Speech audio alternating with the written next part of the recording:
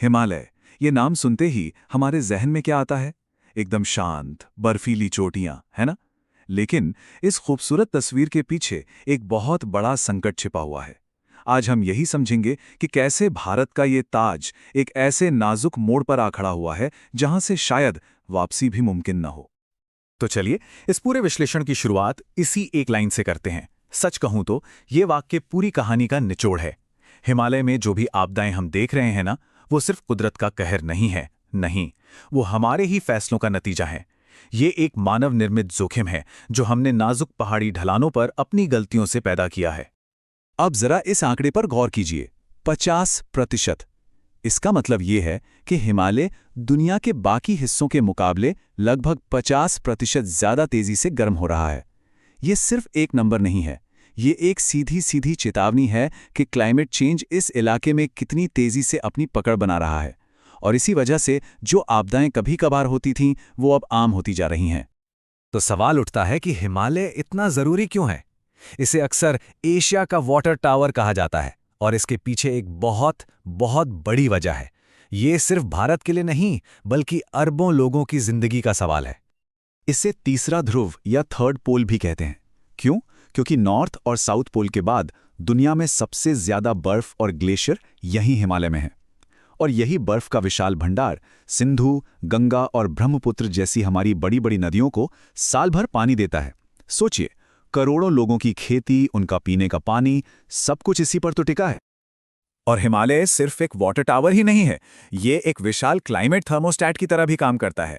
मतलब ये एक बहुत बड़ी दीवार है जो सेंट्रल एशिया से आने वाली बर्फीली सूखी हवाओं को रोकती है और उत्तर भारत को एक ठंडा रेगिस्तान बनने से बचाती है। इतना ही नहीं, यही दीवार मॉनसून की नमी वाली हवाओं को रोककर पूरे उपमहाद्वीप में बारिश करवाती है, जो हमारी खेती के लिए हम सब जानते ही हैं कितनी जरूरी है। तो संक्षेप में देखें तो हिमालय सिर्फ पानी नहीं देता, ये हमारी पानी की सुरक्षा, हमारे मौसम, हमारी सामरिक रक्षा, हमारी ऊर्जा और हमारी जैव विविधता, इन सब का आधार है। और हाँ, ये एक क्लाइमेट डैशबोर्ड की तरह भी है। मतलब इसके पिघलते ग्लेशियर्स हमें सीधे सीधे बता रहे हैं कि दुनिया कितनी गर्म हो रही है। सीधी बात यह है कि ये पूरे उपमहाद्वीप की लाइफलाइन है। चलिए अब कहानी में आगे बढ़ते हैं। अब देखते हैं कि इस लाइफलाइन पर, इस जीवन रेखा पर दबाव कहां कहां से आ रहा है। अब बात होगी उन खतरों की जो इंसानी गतिविधियों की वजह से इस नाजुक इकोसिस्टम को उसकी बर्दाश्त की हद से भी आगे धकेल रहे हैं। देखिए, एक बहुत ही खतरनाक बदलाव हो रहा है। पहले क्या होता था? हिमालय में ज्यादातर बर्फ गिरती थी। ये बर्फ धीरे धीरे पिघलकर नदियों को पानी देती थी। लेकिन अब तापमान बढ़ने से बर्फ की जगह सीधे बारिश हो रही है, और ये पानी जमीन में जाने के बजाय सीधा बाढ़ बनकर आता है। इससे एक अजीब सी स्थिति पैदा हो गई है जिसे गीला सूखा विरोधाभास कहते हैं। मतलब एक तरफ अचानक बाढ़ आती है और फिर लंबे समय तक पानी की किल्लत रहती है। जोशीमठ का उदाहरण तो हम सबके सामने है। ये दिखाता है कि जमीनी हकीकत क्या है। ये असुरक्षित और बिना सोचे समझे किए गए कंस्ट्रक्शन का सीधा सीधा नतीजा है। जरा सोचिए, एक शहर का एक बड़ा हिस्सा सिर्फ 2 साल के अंदर 30 सेंटीमीटर से ज्यादा धंस गया। यह हमें साफ साफ दिखाता है कि जब हम पहाड़ों की क्षमता को अनदेखा करते हैं तो नतीजे कितने भयानक हो सकते हैं। अब ये चार्ट देखिए, ये ओवर टूरिज्म की समस्या को बिल्कुल साफ कर देता है। केदारनाथ जैसी जगहों की एक कैरिंग कैपेसिटी होती है, मतलब वो इलाका बिना नुकसान के कितने लोगों का बोझ उठा सकता है। लेकिन वहां पहुंचने वाले लोगों की संख्या इस सीमा से कहीं कहीं ज्यादा है। इसका सीधा असर वहां के पानी जैसे जरूरी संसाधनों पर पड़ता है। और एक और खतरनाक चीज हो रही है, गाड़ियों और फैक्ट्रियों से निकलने वाला प्रदूषण, जिसे हम ब्लैक कार्बन कहते हैं, वो जाकर ग्लेशियरों पर जम जाता है। अब ये काली परत सूरज की गर्मी को सोखती है, जिससे ग्लेशियर्स और भी तेजी से पिघलने लगते हैं, और इसी वजह से पिछले 20 सालों में पिघलने की रफ्तार 4 डिग्री सेल्सियस तक तेज हो गई है। और एक नई और बहुत ही चिंताजनक बात सामने आई है, सर्दियों की आग।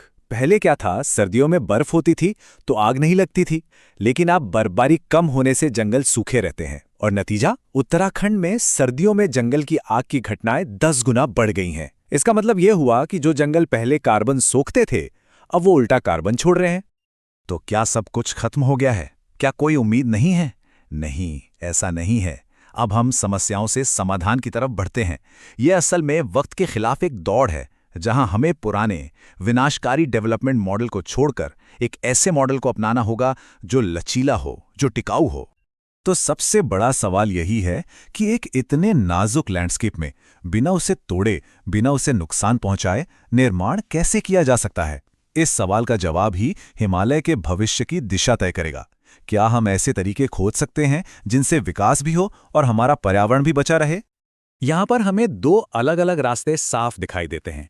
एक है पुराना तरीका, जो मैदानी इलाकों के मॉडल को सीधे पहाड़ों पर लागू करने की कोशिश करता था। चौड़ी सड़कें, बड़े बड़े बांध, पहाड़ों को सीधा काटना, और ये सब विनाशकारी साबित हुआ। और दूसरा है नया तरीका, जो लचीलेपन पर आधारित है, जो प्रकृति को सबसे पहले रखता है, जैसे चौड़ी सड़कों की जगह रोपवे, बड़े बांधों की जगह छोटे माइक्रोग्रिड।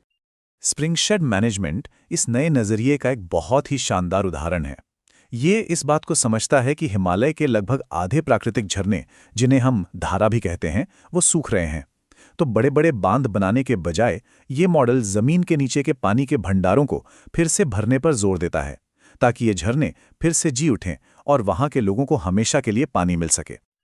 और अब कई तरह के उपाय अपनाए भी जा रहे हैं, जैसे पर्वतमाला प्रोजेक्ट में रोपवे बनाए जा रहे हैं, सिक्योर हिमालय जैसी कम्युनिटी परियोजनाएं हैं, वाइब्रेंट विलेज प्रोग्राम जैसी सरकारी योजनाएं हैं।